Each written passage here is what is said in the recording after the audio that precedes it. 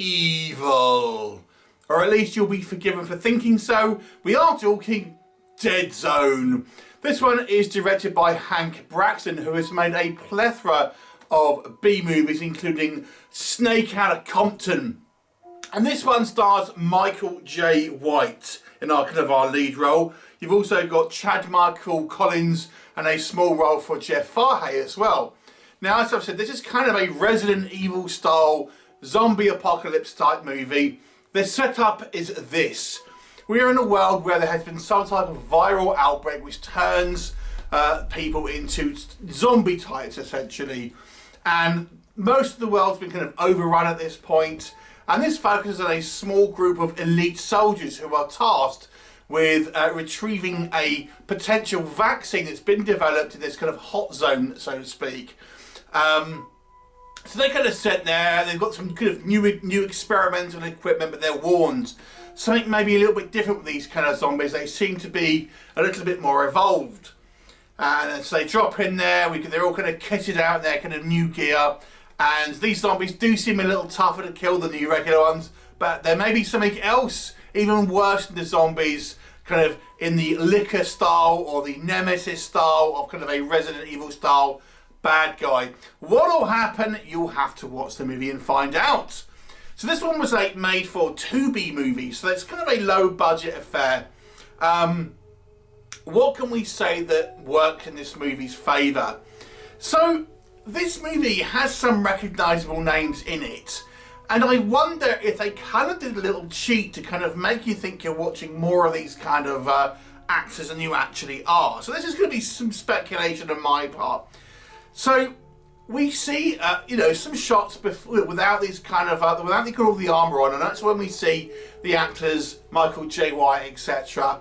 But a lot of the action, particularly kind of in the external scenes, are these soldiers running around with kind of full armour, including full head masks, so you can't see who the actual actors are, so to speak.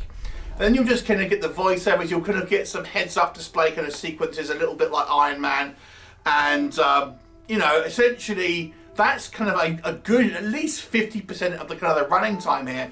And I wonder if they've used this to try and save money on the kind of, obviously the amount of time our kind of named actors are shooting, instead just using kind of stuntmen or kind of body doubles, cheaper actors to film these kind of sequences where they're in kind of full armour, but fooling you into thinking that this is the kind of the same actor but underneath the kind of all this gear, because you're hearing their voices and stuff like that. Now, that is speculation on my part, and it may well have been a way to kind of have this movie almost feel like you've got like the likes of Michael J. White all the way through it, and thus kind of it gives you the illusion you're kind of watching him and the other actors kind of in these kind of roles. So it's not necessarily a bad thing. I think it's a relatively kind of smart movie in some way if you can't afford to, have this named actors for a great length of time. It's a kind of a sneaky way to kind of get around it, but it's noticeable. But for the budget, you feel like you're getting a full, a full movie starring Michael J. White, even if they did use this cheat to kind of get around the fact that he may well not have been shooting all of these kind of sequences. A little bit how you have, for example, the later seasons of The Mandalorian. It's not Pedro Pascal under the armour, he's just doing the kind of the voiceover, but you kind of feel like you're watching that kind of same character. So I guess it's rather that than kind of having a small little cameo role, or maybe lesser actors, or something along lines, or cheaping out on maybe other aspects. So to me, that's kind of certainly a behind the scenes clever way of doing it, of making your money, making your budget stretch to kind of make this kind of movie in the movie that it is. So there is a positive in a way if you look at it from that aspect, because if they didn't do that, then other aspects of the movies might suffer. So that's that. But that is my speculation. I'll just underline that. So what else can I say that works? So it is very much a Resident Evil feel to this movie. The setup seems very similar. The kind of the bad guys seem very similar. These kind of zombies. this kind of more monstrous kind of creature. It looks very much like, as I say, a Resident Evil style kind of monster, and even the kind of the umbrella kind of style kind of tech that they're using. So if you're a fan of the Resident Evil series but were disappointed with the most recent movie or the TV show, then you may want to have a look at this movie if you're into kind of a more of a low budget kind of indie movie version of it. I still found it quite, quite endearing in a way, and I actually kind of quite like the kind of the more military style aesthetic this movie has, because you do feel that these guys are, trained military and going in kind of with combat skills and kind of like high-tech equipment and stuff like that. So you do feel that they were kind of quite well prepared for such kind of like, shoot 'em up situations and kind of adversaries and things like that. So I did feel like at least the setup was reasonable here. And because you are using kind of, I suppose, more experienced actors, even though I suspect some of it was just voice work, it gives the acting, I think, a little bit more credibility. I'm not saying this is any type of Oscar-winning material or anything like that here, but nonetheless, I did think the acting was at least solid through the movie. I never thought, the acting here was subpar. I thought it was all pretty good through the movie, at least for the kind of style of movie that we're watching. We are talking a low-budget indie zombie film at the end of the day, but yeah, the acting was absolutely fine.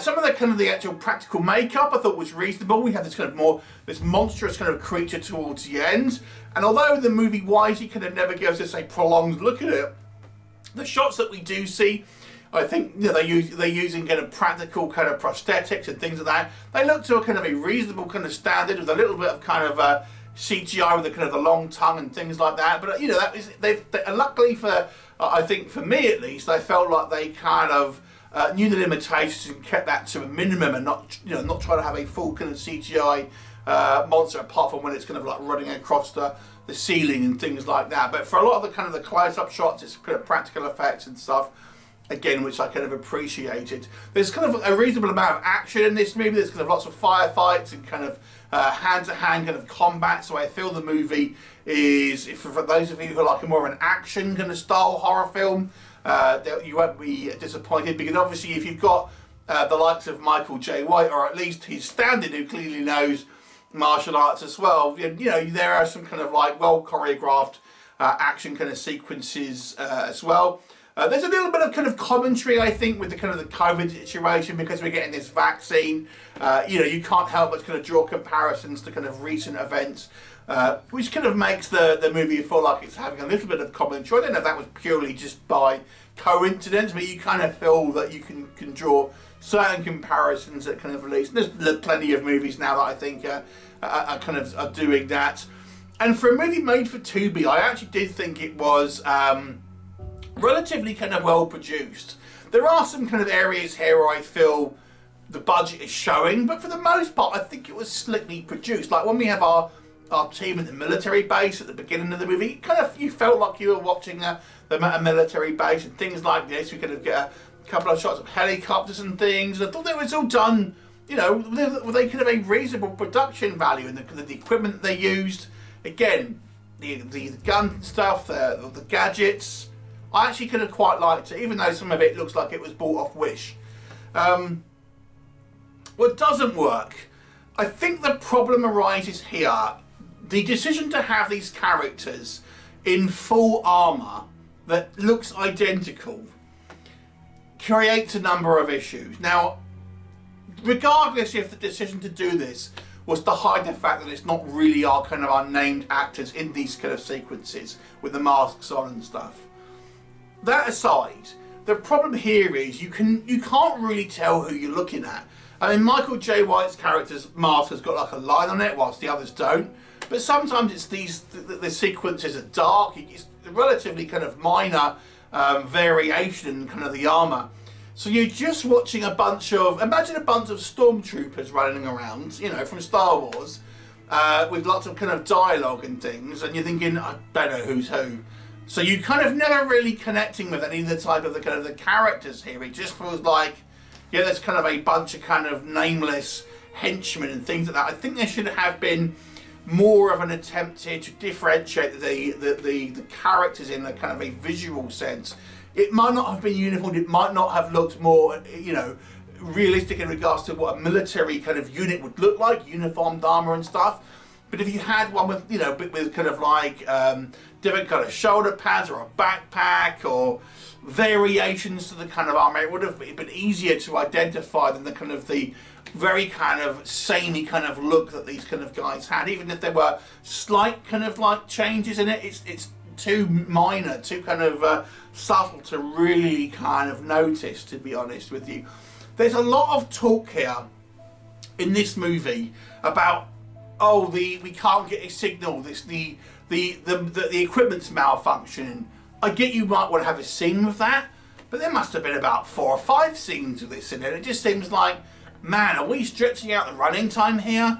There's a lot of sequences, a lot of dialogue talking about, oh, we can't get a signal, you know, oh, there's some sort of static, oh, the equipment's not working, or it's like literally us hearing kind of static on the radio. I thought, man, there is a lot of this in the movie, and I'm thinking, there's obviously not a huge amount of plot in this film. It's relatively kind of go get the kind of the vaccine and get out of there. So they're creating drama as the kind of the film progresses to create more of a story, but I feel like they're hitting the same points a little bit kind of too often here.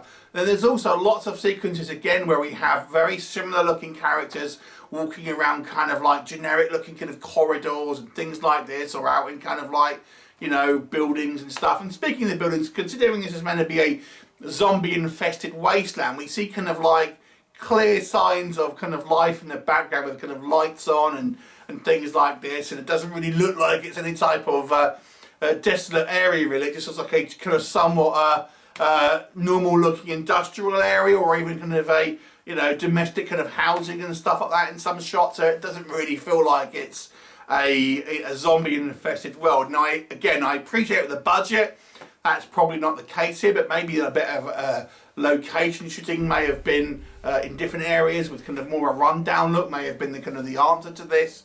Instead, I think they've gone for maybe an easier option here, and it kind of just looks like, you know, regular kind of neighbourhood, just with a few people running around in zombie makeup. And the zombie makeup itself, gotta say, is a little bit disappointing. It's just kind of people running around looking a bit raggedy. There's not much in the way of kind of prosthetics on those. The creature looks cool, but the actual zombies themselves a little bit are kind of like, oh, that's kind of a bit boring, to be honest. They kind of look like just like homeless people or something kind of running around, just kind of a little bit dishevelled, if we're being completely honest there. The movie, as I've mentioned, it's a little bit too derivative of Resident Evil. It really just feels like a unofficial kind of adaptation of that kind of source material. The plot itself really isn't particularly kind of complicated and maybe a little bit too simplistic at times. This is why I feel that kind of they spin their wheels on some occasions. You kind of feel like you're kind of padding out the running time with techno babble, or kind of like just kind of chit chat between the kind of the characters here. Some of the, and it's pretty obvious who are the kind of the cannon fodder and everything on this with this movie. I don't think this is a bad film. It's clearly it's made for its budget essentially, and kind of you can kind of see the limitations on it, and it's a product of that kind of particular low budget, but it still has some entertainment value. It just feels like a kind of somewhat of a basic film in many ways, but not necessarily bad. Watchable. I think Michael J. White's always pretty watchable, even if he's just doing some voiceovers. Shh, they don't want to know that. Just my speculation, FYI. I'll give it a 4 out of 10. So below average, but watchable. Have you seen it? What did you think of it? Leave me a comment, and I'll look forward to seeing you next time. Bye for now.